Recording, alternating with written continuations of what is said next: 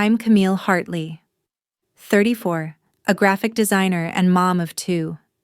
It was Christmas morning, and the house was already humming, not from joy, just noise. Plastic-wrapped toys crinkled under frantic fingers.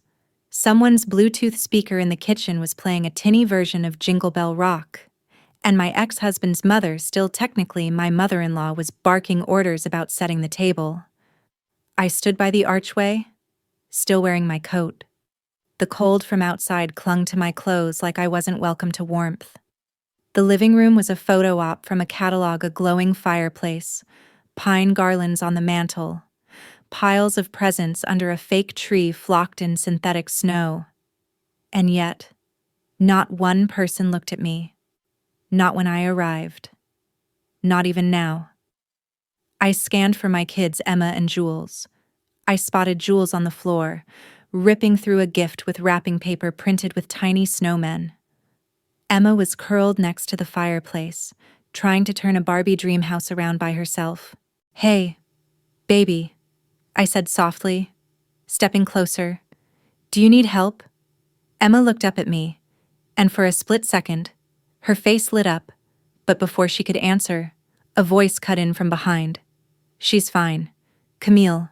It was Rachel, my ex-husband's new girlfriend, not even 2 years in, and she was already acting like the matriarch. She wore red velvet like it was royalty and held a mimosa like it was a scepter. I froze. "I wasn't asking you," I said, steady but quiet. Rachel's smirk tightened, and she glanced across the room. "James," she called. He appeared from the hallway, hair still damp from a shower, holding a small rectangular box with a silver ribbon. His eyes met mine, and he didn't even flinch. "Camille, come into the kitchen for a sec." The kitchen was worse crowded. Hot. Loud. Dishes clattered. Someone dropped a spoon. A baby cried in the distance. I followed James past a tray of steaming cinnamon rolls and into the laundry nook. He closed the door. Then he handed me the box. I looked down. It wasn't a gift. It was a thin, elegant envelope, cream-colored, gold trim, heavy, like a wedding invitation. I already knew. "What is this?" I asked. "You already know what it is," he replied. No hesitation. No hesitation at all. I filed. "They were finalized last week. I didn't want to make a big thing of it today, but you should have it." I stared at him, heart caught somewhere between my chest and throat. "You're giving me divorce papers." "On Christmas morning, I wanted it to be done," he said. I figured. Now you can start the new year clean. The laugh that escaped me wasn't real. It was a shield. Start the new year clean, while our daughter opens presents that Rachel picked and your whole family acts like I don't exist. He didn't answer. He didn't even look sorry. I turned to leave, but when I opened the door, I nearly ran into someone. It was Linda, James's aunt, the quiet one, always in the corner at parties, rarely spoke unless she had something worth saying. She looked down at the envelope in my hand.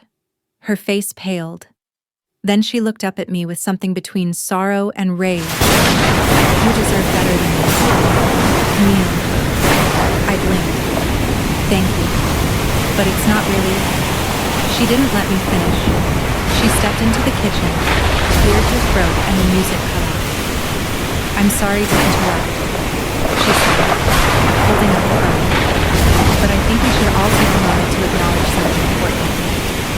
I froze. What was she doing? She turned her phone toward the screen of the smart TV above the fireplace and passed it to me. The screen changed, flickered from the Yule log channel to a web page. It was a design portfolio. My design portfolio. My name. My work. And on the top corner, a flashing badge. Recipient of the 2023 National Women in Design Award, Camille Hartley. The room fell silent. Even the baby stopped crying.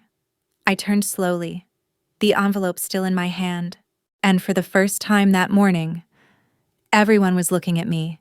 Every single one. No one spoke.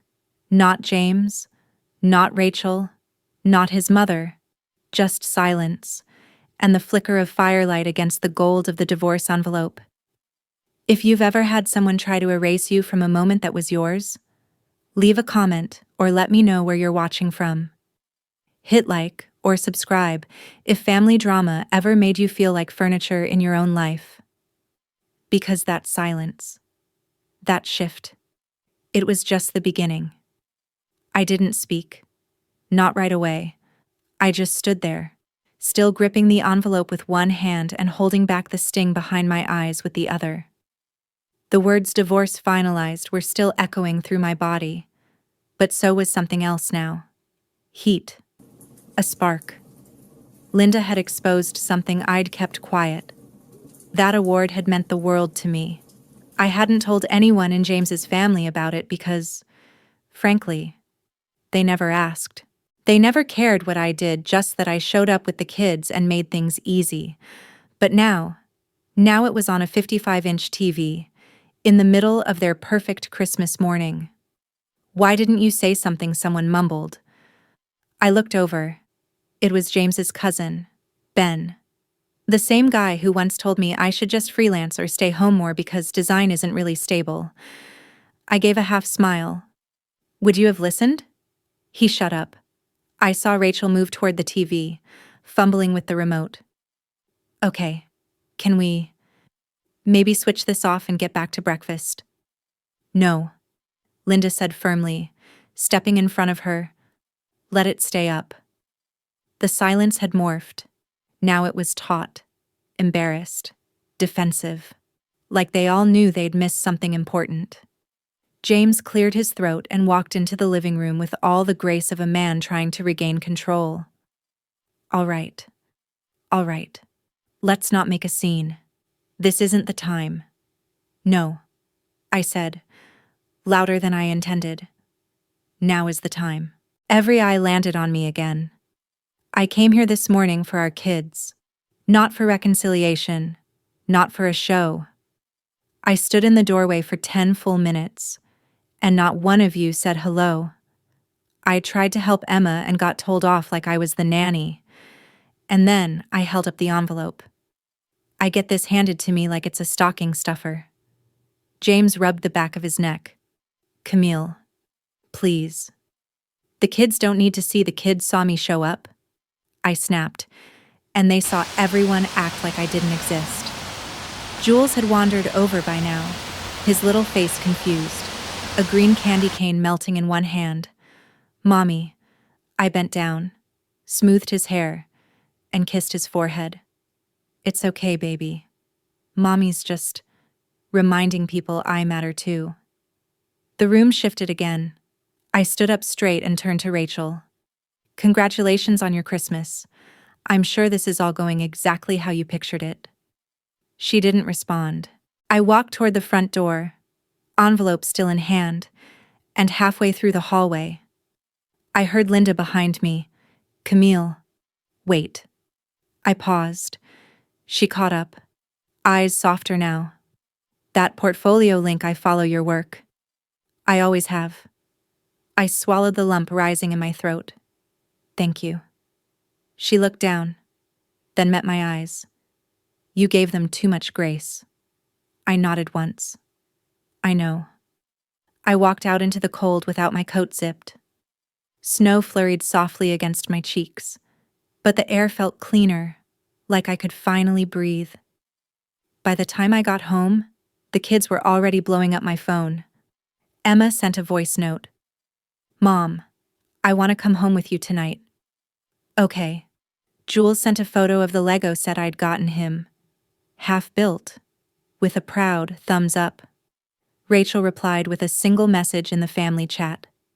"Next year, maybe don't crash Christmas." I didn't respond. I wouldn't respond.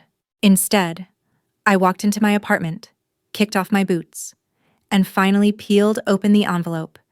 It was all there, signed, stamped, filed, official. I was no longer married, and somehow, in the cold echo of that moment, I didn't feel broken. I felt Erased. Not just by James, but by years of small humiliations being told to quiet down in family photos because the ex-wife shouldn't be front and center. Having my birthday forgotten while Rachel got a surprise party, being asked to design the family reunion shirts for free, and then being told they'd go with someone else because my rates were too much. I sat on the floor beside the couch and let it hit me, one blow at a time. I had spent the last 5 years raising 2 incredible kids, freelancing through postpartum depression, building a design brand out of a laptop and a spare bedroom, only to be treated like background noise. And this Christmas, they thought they'd finally written me off. But Linda had accidentally done something bigger than she realized. She didn't just show them my award. She reminded me that I had built something real, that I mattered, that I didn't need anyone's permission to take up space. So I did something that night. I opened my laptop. I went to an old, locked folder I hadn't touched in years. Screenshots, messages, emails. From James. From Rachel. From nights when I cried alone while he was working late. Affairs. 2 of them. Maybe 3. I had stayed quiet because I didn't want to blow up the family, because I thought it would pass, because I still believed there was something worth saving. But now they had served me silence, humiliation, divorce papers on Christmas. So I served them truth. I created a post on my private Instagram one they'd long since unfollowed. Since today I was served divorce papers in front of my children, I thought it might be time to tell my side. Then I added photos, screenshots, dates, a timeline, no malice, just facts. I didn't name names, but if you knew, you knew. Within an hour, the comments were flooding in. Friends, colleagues, even some of James's family members I hadn't heard from in years. And then the texts started. From James, you posted that to make me look bad. From Rachel, wow, you're really that petty. I didn't reply, because it wasn't petty. It was release. If you've ever had your truth twisted, your role minimized, or your worth dismissed, drop a comment. Tell me your story. Hit subscribe if you've ever had to prove that being quiet didn't mean being weak. Because that night I slept with my phone on silent, and for the first time in years, I didn't feel like the ghost of someone else's life. I felt like me. The next morning, I woke up to my name trending in a corner of the internet I hadn't touched since college. Not a scandal, not viral, just seen. Friends I hadn't spoken to in years shared my post with quiet comments like, "Finally," or "She deserved better for so long." But what surprised me most were the private messages from strangers, mostly women. One said, "I've been the invisible wife too. Thank you for not staying quiet." Another wrote, "My ex's family tried to erase me from the baby's life. You just reminded me I'm not crazy." And then, one from a woman named Jessica, someone I didn't know at all, landed like a rock in my gut. I think I was one of them. One of his late nights. I didn't know he was married. Camille. I'm so sorry. I stared at that message for a long time. Part of me wanted to scream. Another part wanted to write her back. Not because I forgave her, but because she owed me nothing, and she gave me what no one else in that family ever had: truth. Instead, I just typed, "Thank you for telling me. You didn't owe that to me, but you gave it anyway. That means more than you know." Then I closed my phone, exhaled, and walked to the kitchen. The silence in my apartment wasn't lonely anymore. It was clean. I brewed coffee, my favorite. Not the decaf James used to insist I drink while pregnant because he'd read one study in a blog once. I put real cream in it, sat barefoot on the balcony, wrapped in an old blanket. The cold morning air bit at my toes, but I didn't move. I needed to feel everything, because what I'd posted wasn't revenge. It wasn't drama. It was just the moment I stopped lying by omission, and I wasn't going back. By noon, I'd received a message request from someone I hadn't expected: James's younger sister, Claire. Claire had always been the quiet one, the "I'm just here for the wine" girl at holidays, who never picked a side but somehow always knew the score. Her message was short. "He said you were unstable. He said you were cold." I believed him. And I'm sorry. I sat there staring at her words. I hadn't cried since opening that envelope. But this cracked something. Because that's how it happens. Right. Not in big betrayals. In the small, polite silences. In letting someone else rewrite your story until even you forget what's true. I wrote back I never wanted it to come to this. But silence started to feel like consent. She replied, "If you ever want to talk, I'm here. I'm not proud of myself." And that was enough. Later that day, I picked up Emma and Jules from James's house. Rachel didn't come to the door, probably for the best. James stood in the hallway, holding Jules's coat like a man handing over something fragile and sad. He didn't look at me, didn't speak, but Emma did. She looked me dead in the eye as I buckled her into her seat and asked, "Why were people mad at you yesterday?" I paused. Then I cracked down, meeting her at because I finally told the truth about something important. And sometimes, when people don't like the truth, they try to make it your fault. She blinked. "Did you lie before?" "No," I said. But I didn't speak up. And that's kind of the same thing. She nodded. The way kids do when they're still storing your words for later. When we got home, we made hot chocolate. I let her pile the marshmallows as high as she wanted. Jules covered the floor in Lego bricks. And for the first time in months, the mess didn't stress me out. Later, after bedtime, I found myself scrolling through old texts, old photos, not to wallow, just to remember. There were pictures of James smiling next to me at a wedding, his hand resting lightly on my back. I remembered that night. I'd had food poisoning and nearly passed out before dessert. He told me I was ruining the evening when I asked to leave early. There were texts where I apologized for things I didn't do, for things he did, where I begged to talk, begged for help, and got ghosted in our own house. That's what I had accepted for years. And for what a facade of family, I closed my phone and made a decision.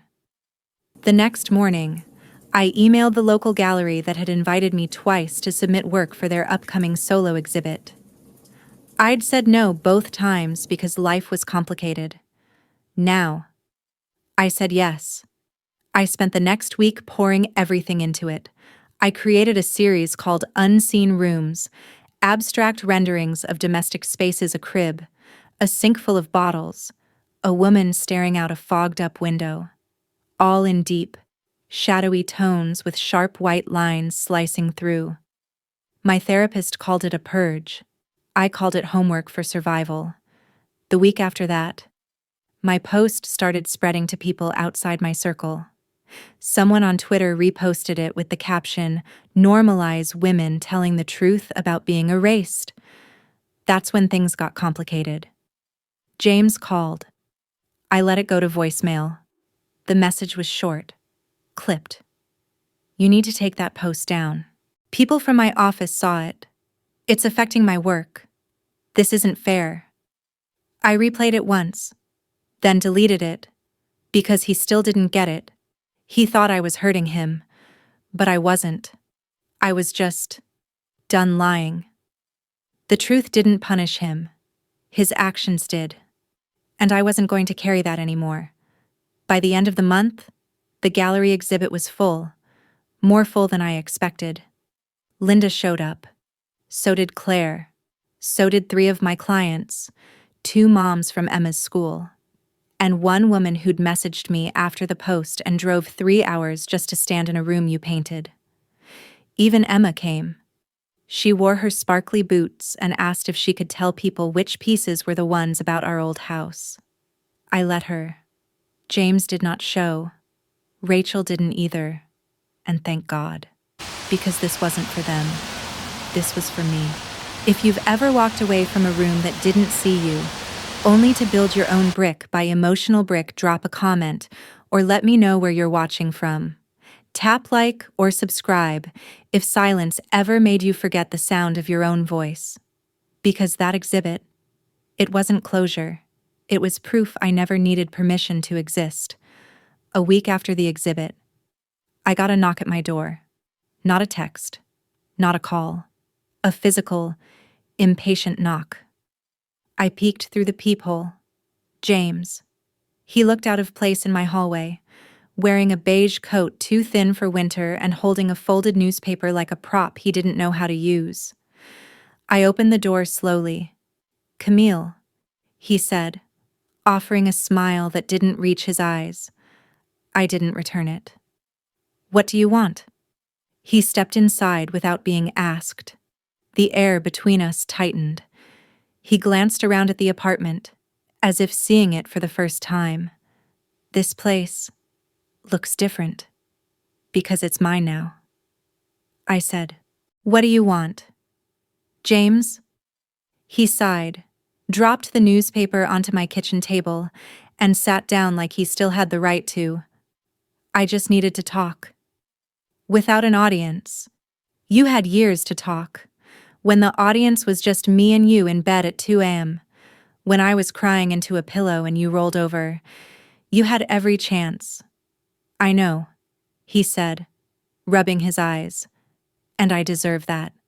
But Camille, that post, it's still out there. People are starting to ask questions. Jules' teacher emailed me. My boss hinted at it in a meeting, and I leaned on the doorway. He looked up, and I'm asking, can you take it down?" I stared at him, stunned by the audacity. "You're not asking me how I'm doing.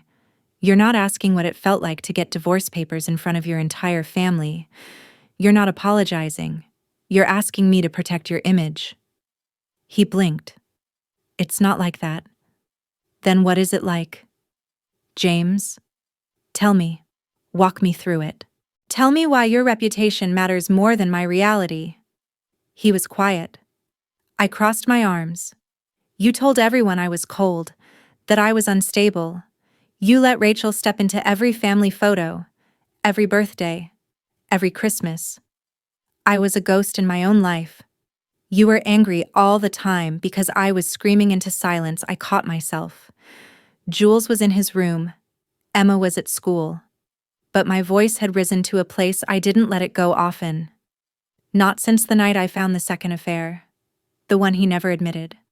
James looked down at the table. "I made mistakes. I know that." "No," I said. "You didn't make mistakes. You made decisions. Over and over again. And now the people around you know what I lived through." He pressed his lips together. "I never wanted to hurt you. But you didn't want to stop hurting me either. That's the part you never say." He stood then, adjusted his coat, picked up the newspaper and looked at the cover one last time before handing it to me. The arts and culture section. My exhibit. A full spread. A photo of one of the shadowed paintings, captioned "Hartley's Unseen Rooms offers quiet devastation with sharp precision." I took it from his hand without thanks. He turned to leave, but at the door, he paused. "Emma asked me if I ever said sorry to you. I didn't know what to tell her." "You tell her the truth," I said. "You tell her you didn't, and you let that lesson live in her." He nodded, slow and heavy. "Goodbye, Camille." And then he was gone. I closed the door and locked it. I didn't cry. I didn't throw the paper or burn it or curse. I just folded it neatly and slid it into the folder with the gallery paperwork. It belonged to this chapter. That night, Emma curled next to me on the couch, eyes fixed on a baking show while I sorted receipts and forms for my taxes. "Mom," she said. "Yeah. Baby daddy looked sad today." I turned to her. "Did that scare you?" She shook her head. "No. It just felt weird. Like when someone says sorry with their eyes but not their mouth. I smiled gently. You notice everything, don't you? She nodded. I closed the laptop and brushed her hair back. You're right. And sometimes adults have feelings they don't know how to name yet. Just like kids do. But it's not your job to fix it. I know, she said. I just wanted you to know that I saw it. That sentence stayed with me for days. I saw it. Because that was what had hurt most for so long, being invisible. Performing motherhood. Survival. Creativity. Love, all behind a curtain no one pulled back to look behind. But now, little by little, I was stepping forward. 2 weeks later, I attended a small artist panel at the community center. The topic was storytelling through space. I wasn't listed as a speaker, just an attendee. But halfway through, the moderator pointed to me. Camille Hartley. I believe your latest work is the perfect example of what we're discussing. Would you mind sharing your process with the group? There was a moment of stillness. Then the eyes turned to me. And I said yes. I stood up and walked to the front, my palms damp, my pulse steady but full. I looked out at a room of strangers, some young students, some older women in scarves, one man sketching in a notebook, and I told the truth. I didn't start painting those rooms because I wanted to make art. I painted them because I was trying to survive a silence that almost swallowed me. Murmurs. I lived in a house where my voice was considered noise, where my work didn't matter unless it served others, where holidays became reminders of who I wasn't allowed to be. And when I finally left, the silence stayed. I paused, took a breath. So I painted my way out. One invisible room at a time. The room exhaled with me. Someone clapped. Then others joined. It wasn't loud. It wasn't standing ovation worthy, but it was real. After the panel, a woman approached me. Gray curls, faint ink smudges on her fingers.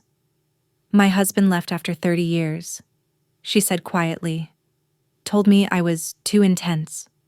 I haven't made anything since. But tonight, I think I'll try. I placed my hand over hers. Then tonight is your beginning. Later that night, as I drove home, the city blurred past my window like the past. Bright. Fast. Already fading. I rolled down the window a little. The wind caught my hair. I let it. Back at home, I tucked Jules into bed. He mumbled something about Lego pieces and oatmeal and then rolled over. Emma was sleeping, reading by the whole. I kissed her forehead. Mom, she whispered. Yeah, I liked your paintings. They looked like our old kitchen. And the living room on before you changed the couch. I smiled. You saw all that. She nodded. You made our old life look pretty, even the sad parts. I swallowed something deep. Thank you, sweet girl. And then I went to bed and didn't dream of Jane. I didn't dream of Rachel. I didn't dream of courtroom paperwork or erased birthdays. I dreamed of rooms filled with light I hadn't painted yet. If you've ever had to rebuild your voice in front of the people who tried to silence it, leave a comment or share your story. Hit like or subscribe if you're learning that truth doesn't need approval to live loud, because every time I speak now, I know someone's listening. A month passed, then another. Winter melted slowly into spring, like grief loosening its grip. I kept painting, not just the unseen rooms, but doors now half-open ones, crooked ones. Some slammed shut with brush strokes that bled into the canvas.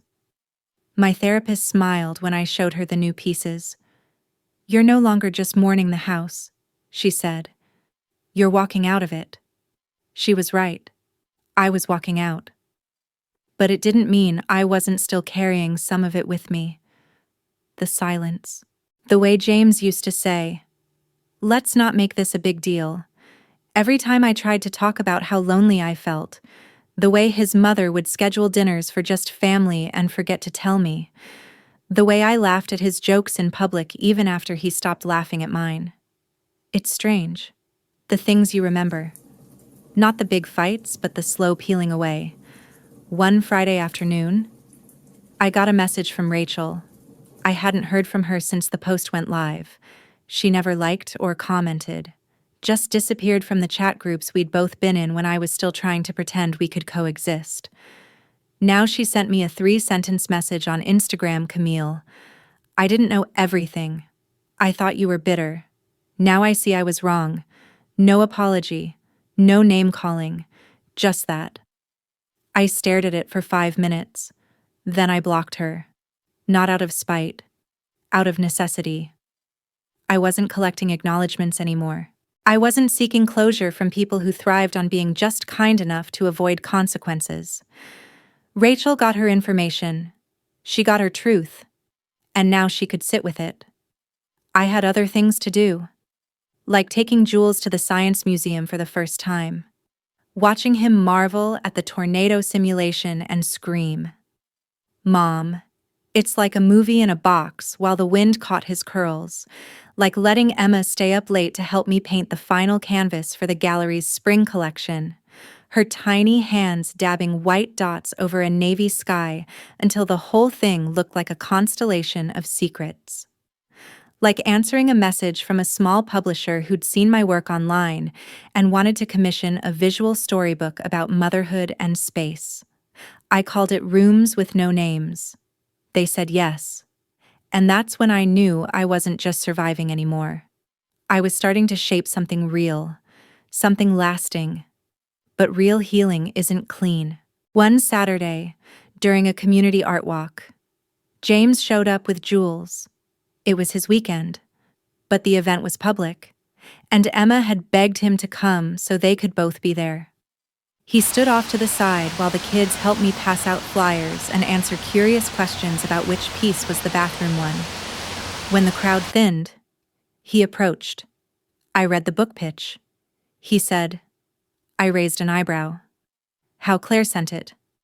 I nodded. Of course. It's good. He added.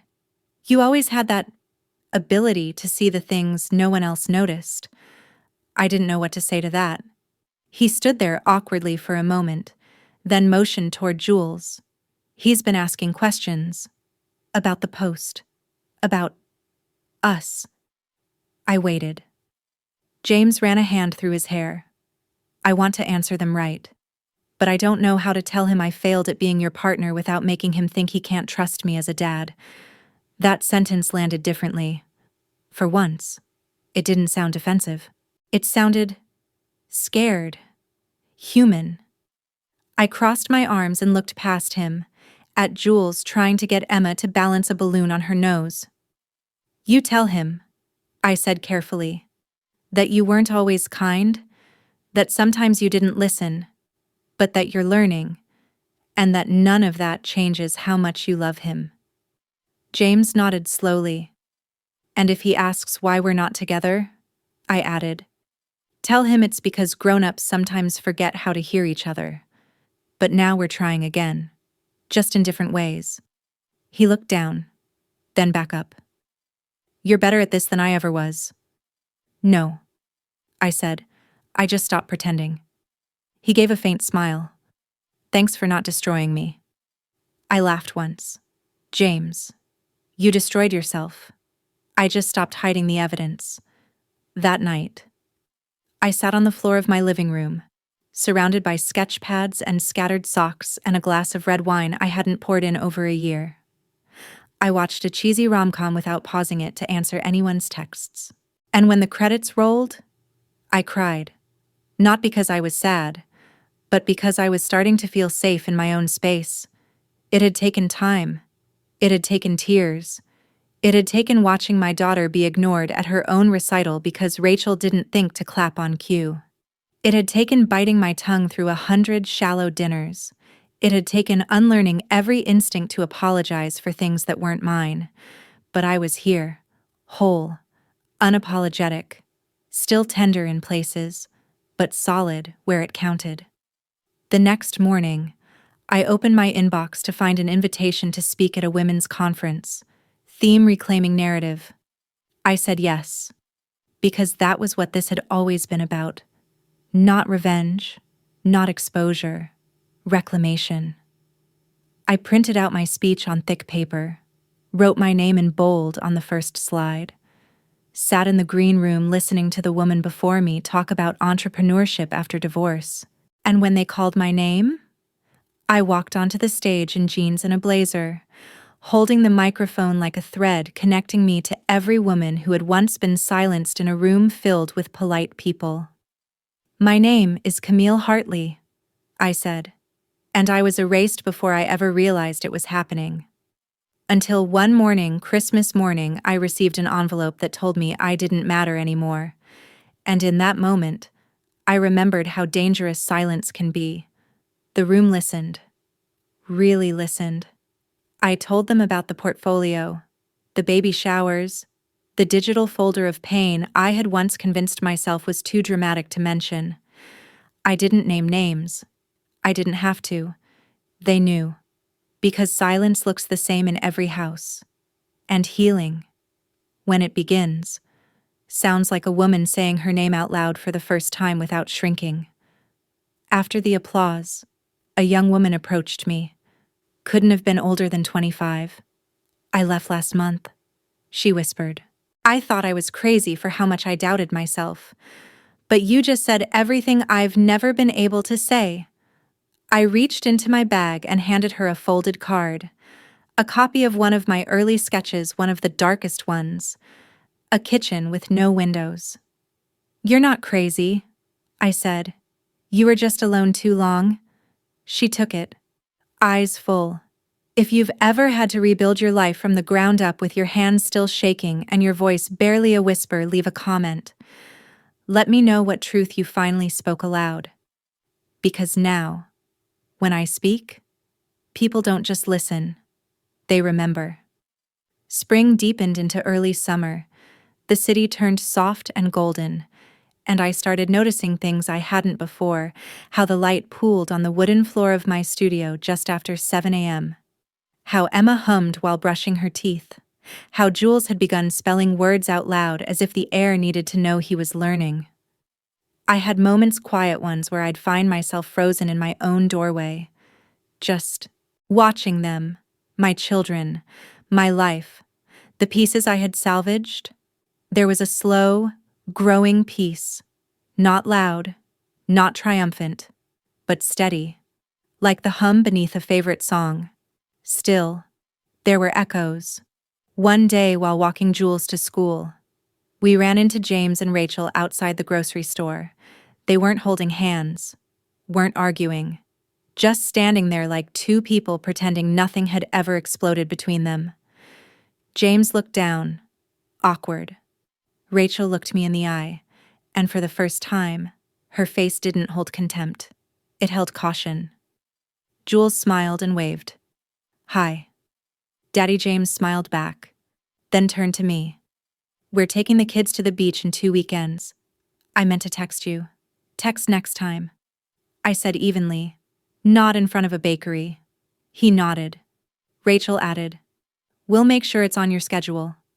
She paused. Camille, really? We'll do better. That sentence hung there unsure. Too late. But surprisingly human. Okay, I said. You can try. Then I took Jules' hand and walked away. I didn't feel victorious, just relieved that I no longer needed to stay in the conversation to be heard. At home that night, Emma came into my room holding a piece of paper. Mom, I wrote something. For class. Can I read it to you? I put my book down. Of course. She stood straight like she was already at the front of a classroom, holding the paper with 2 hands. My mom is not like other moms. She works a lot, but not in a boring way. She makes pictures that tell stories without words. My mom used to cry in the bathroom sometimes, and I would wait outside. Now she laughs when she paints. Sometimes people say she's too serious or too quiet.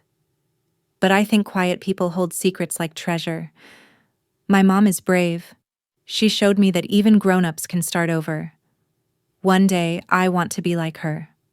I didn't speak. I didn't blink. She looked up, her voice softer. Do you like it? I pulled her into my lap and held her tight. I love it. I love every word. Emma didn't know that I printed her essay and taped it to the inside of my closet door, right next to the original gallery invite. Every morning, when I reached for my shoes, I saw her words. I saw me, reflected in the clarity of the ink. Later that week, I got a call from the gallery manager. Camille, she said, we've had an offer. A collector wants the entire Unseen Room series. He's asking if you're open to talking to the original. I paused. I had spent so long with those paintings. They were more than art. They were pieces of grief I'd learned to speak to. Can I keep one, I asked? Of course. Which one? The window with the broken curtain rod. I need that one to stay. She laughed softly. It's my favorite too. I sold the rest. With the money, I renovated the spare room, turned it into a real studio, white walls, floating shelves, a second-hand easel tall enough to make me feel small again in a good way. One morning, as I organized my sketchbooks, the doorbell rang. It was Claire. She held 2 coffees and a bag of lemon scones. I hope you're not too busy. Come in, I said, stepping aside. We sat in the studio, the sun pouring through the large window like it had missed me. Claire sipped her coffee. I need to ask you something. Okay. When it was really bad when you were still in the house, why didn't you say anything? I looked at her. Would you have believed me? She set her cup down. Maybe not then, but I should have asked. I nodded. I kept quiet because I thought protecting the image of family was more important than being honest. I didn't want to ruin Christmas, or birthdays, or their illusions. You didn't ruin anything, she said. They were just afraid of being accountable. We sat there for a while, no need to fill the space. Then she reached into her purse and pulled out a folded envelope. My name was handwritten in cursive across the front. What's this? It's from Aunt Linda. She asked me to give it to you. I opened it slowly. Inside was a photo, a candid one from the gallery opening. I hadn't seen it before. I was laughing with Emma in front of the Navy constellation painting. Emma had paint on her cheeks. My eyes were soft. Behind the photo was a note. Camille, you were always the real artist in the family, not just with paint, but with truth. I hope you never shrink again. Love. Linda. I smiled. She always saw me, Claire added, and she never let James forget it. We laughed. That night, I painted a new piece. No shadows, no doorways, just a hand reaching out of water, fingers spread, not drowning, reaching for the sun. I titled it, Still Here. Jules asked if it was a superhero painting. Kind of. I said, it's about surviving and choosing to live, even when it hurts. He nodded like he understood. Maybe he did. If you've ever had to teach your children what strength looks like by showing them rather than telling them, leave a comment or share your moment.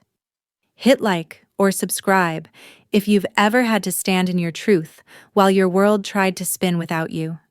Because sometimes, the greatest art is the life you choose to build from the wreckage they left behind. The summer stretched on, slow and golden. I started saying no more, often no to last-minute favors, no to play dates I didn't want, no to the family group chat Claire had gently added me back into. I didn't need updates about James's second cousin's baby shower. Not anymore.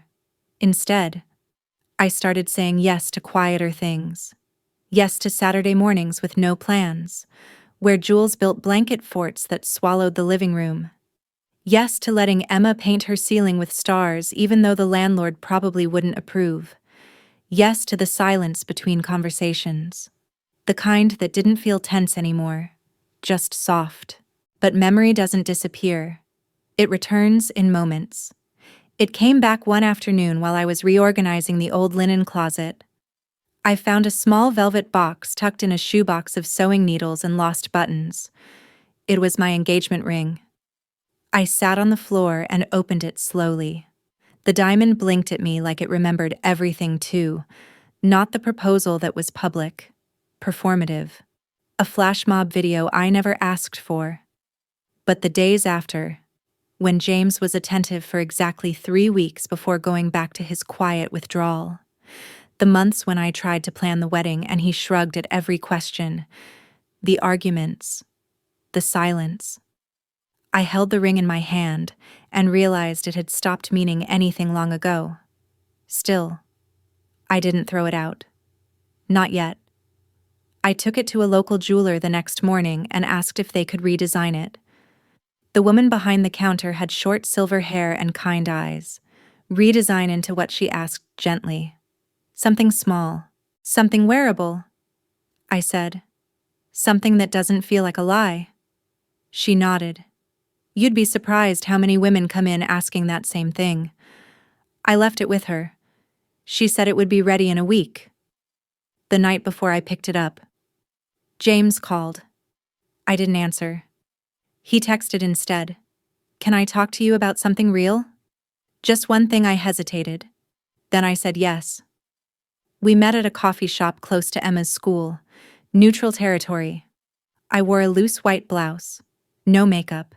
Hair pulled back. I wanted nothing to signal nostalgia. He arrived late. As always. He looked tired in a way that had nothing to do with sleep. I'll be quick, he said, sliding into the seat across from me. Rachel and I broke up.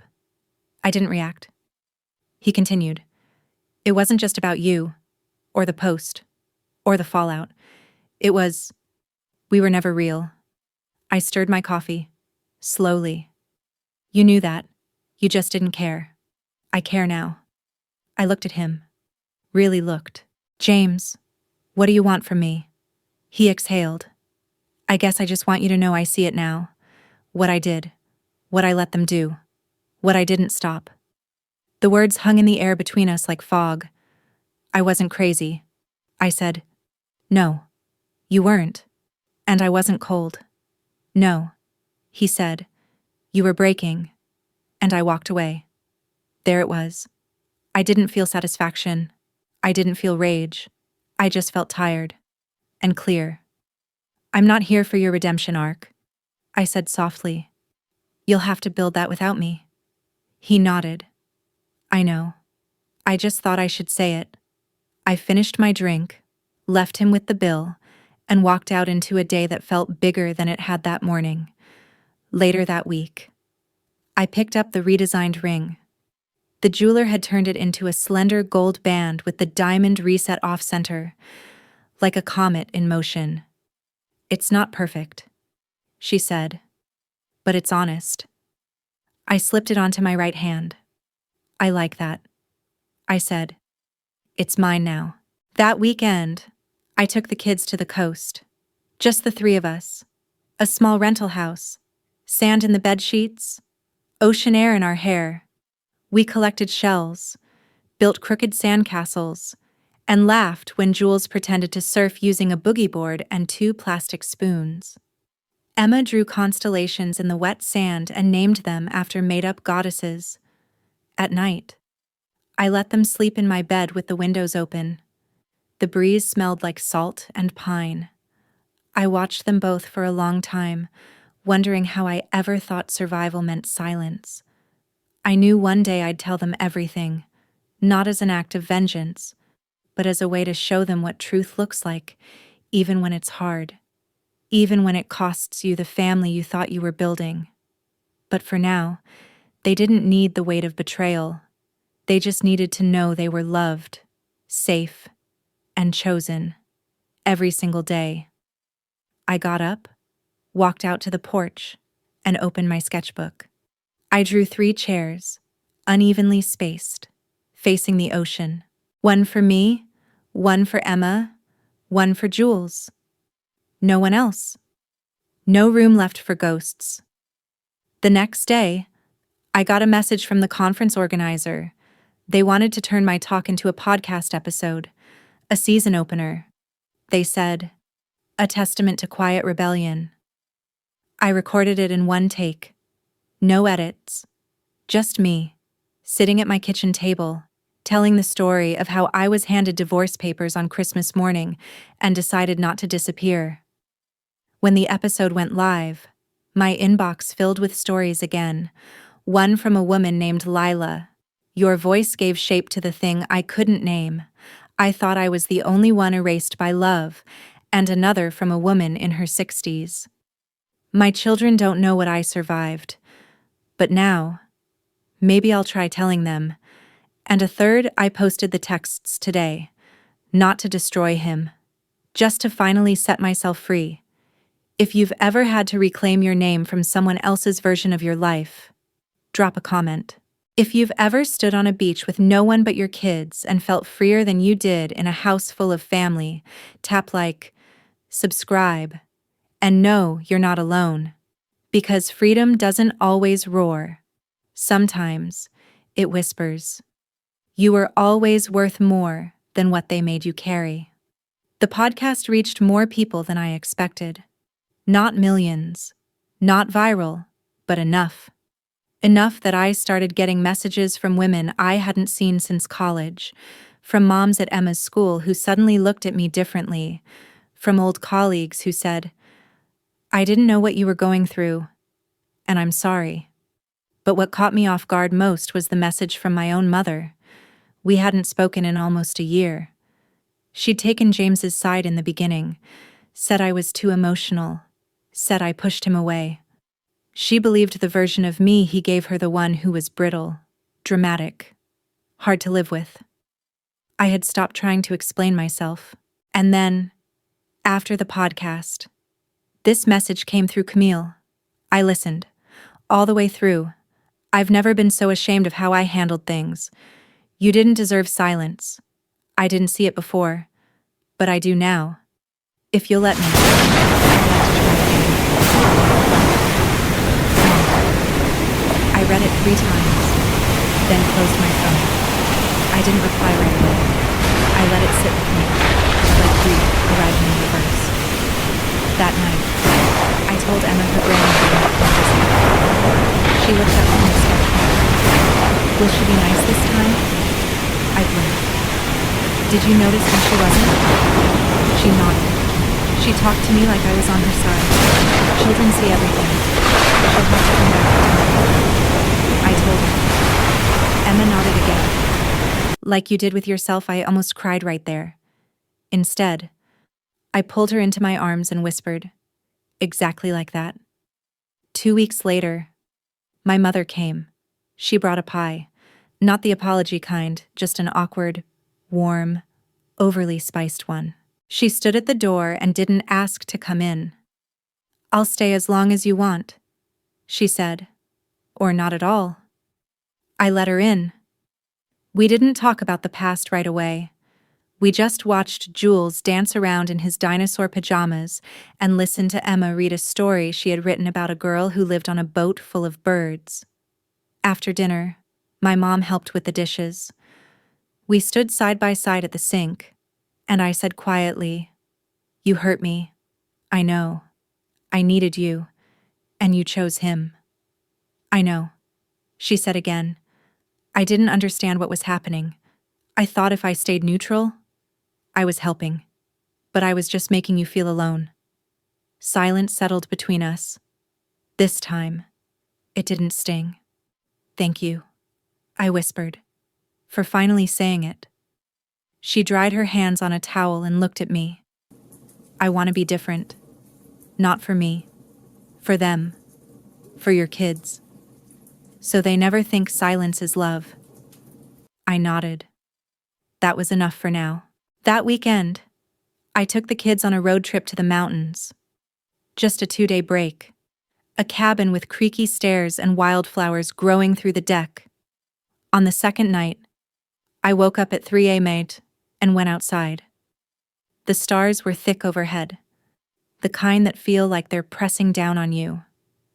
I stood barefoot on the porch, holding a mug of tea, listening to the wind move through pine, and for the first time in a long time, I felt something unfamiliar. Not joy, not peace, wholeness. It didn't roar, it didn't rise like a wave. It just was. I didn't need to perform for anyone, not as the strong mother, not as the betrayed wife, not as the inspiring survivor. I was just a woman under the stars, still alive. And that was everything. When we got home, a small package was waiting at the door. No return address. I opened it slowly, wary. Inside was a journal, leather-bound, old. A sticky note was tucked inside. Found this while cleaning. You left it in the old house. I thought it should come back to you.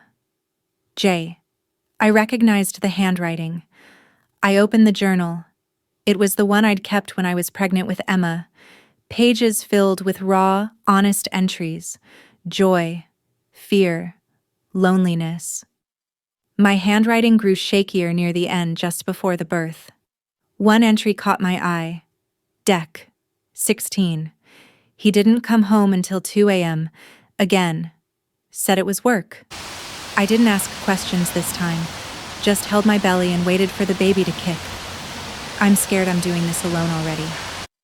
I closed the book. There was a time I would have cried reading that. Now I just placed it on the shelf beside my newer journals. It was part of my story, but not my definition. Later that week, I had coffee with Claire again. She was glowing, engaged now, to someone gentle, someone not connected to the family drama. I keep thinking, she said, about what you said at the conference, about how silence can feel safer than the truth, but only for a while. I nodded. Do you regret posting the truth, she asked? No, I said. Not even for a second. She smiled. I think you saved more people than you realize. I didn't feel like a savior. Just a woman who got tired of carrying a version of her life that wasn't hers. The gallery emailed me again. They wanted to feature a new series. I said yes. But this time, I didn't paint pain. I painted softness. Hands holding each other. Rooms filled with light. I called the series After Silence. Emma helped me name each one. Jules picked the colors. On opening night, I wore a navy jumpsuit and stood in the center of the gallery, surrounded by warmth I had built myself. People came, strangers, friends, even my mother, even Claire. James didn't, and I was glad. I didn't need him there, not anymore. At the end of the night, a young woman approached me, shy, clutching her phone. I don't want to take your time, she said, but I just need to say thank you. Your story, it gave me permission to tell mine. I smiled. You don't need permission, just breath and truth. She nodded, tearful. Still, thank you for going first. If you've ever told the truth even when your voice trembled, drop a comment or tell me what moment set you free. Hit like or subscribe if you've ever looked around a room and realized you built it all yourself even after they tried to erase you. Because that moment, standing in my own gallery, surrounded by love not borrowed but earned, that was the beginning of everything I never thought I'd have again. By late August, the light had changed. It slanted differently across the walls, softer, more golden, as if summer was exhaling one last time. Emma was preparing for 4th grade, and Jules was headed into kindergarten.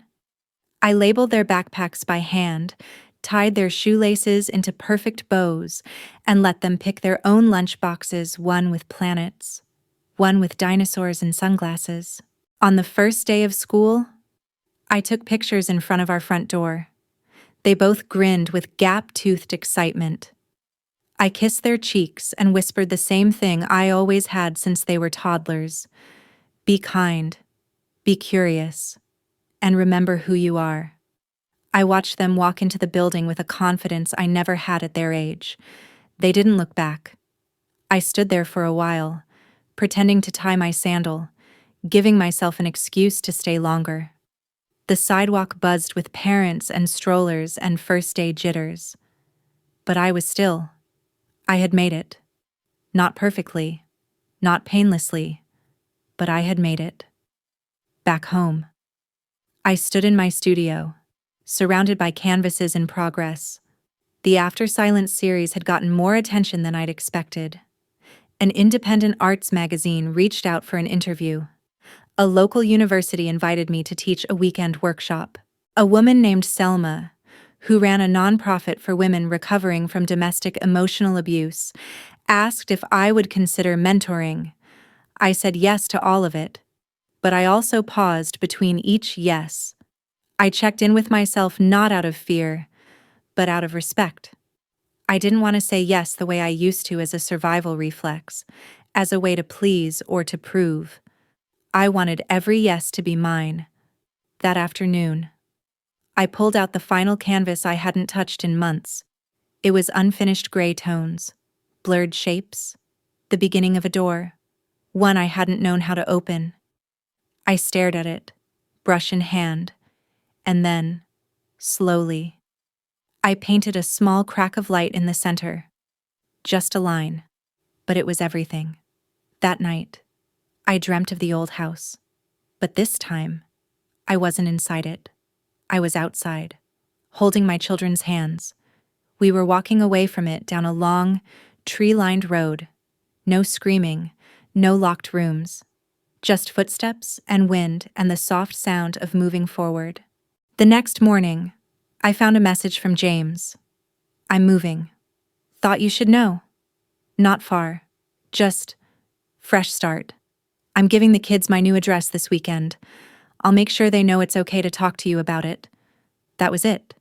No guilt. No grand apology. Just information. Clean. I didn't respond. I didn't need to. Instead, I made pancakes in the kitchen with Jules. I let the batter spill over the pan. Let him stir in too many blueberries. Emma walked in wearing one of my oversized t-shirts and said, "This smells like the weekends you used to be sad." I blinked. "What do you mean?" "Baby." She shrugged, sitting at the table. "Before, when you used to wear that robe and stare out the window a lot. I think you were sad then." I sat down next to her, plate still warm in my hand. You're right. But you're not now." I nodded. Not now. We ate together. The three of us, with the windows open and the music low and no one interrupting. Later that week, I went to the mentoring event at Selma's nonprofit. It was a modest room, folding chairs and mismatched cushions. About 20 women sat in a loose circle, holding coffee cups, tissues tucked into sleeves. They looked like anyone. Your neighbor, your aunt, your child's teacher. Women who had once been silenced so slowly, they almost didn't notice it had happened. I told my story. Not the viral one, not the polished version, the real one. The one where I sat on the bathroom floor at 3 a.m., afraid to wake my kids with my crying. The one where I begged a man to see me and hated myself afterward for it. The one where I didn't scream, but I shattered anyway. And when I finished, no one clapped. No one needed to. A woman across the room, mid-40s, short hair, no makeup, raised her hand and said, "What helped you stop caring what they thought I thought about that?" I didn't. I said, "Not completely. I just started caring about myself more." She nodded slowly. That was enough. Afterward, she hugged me. "I kept my journals too," she whispered.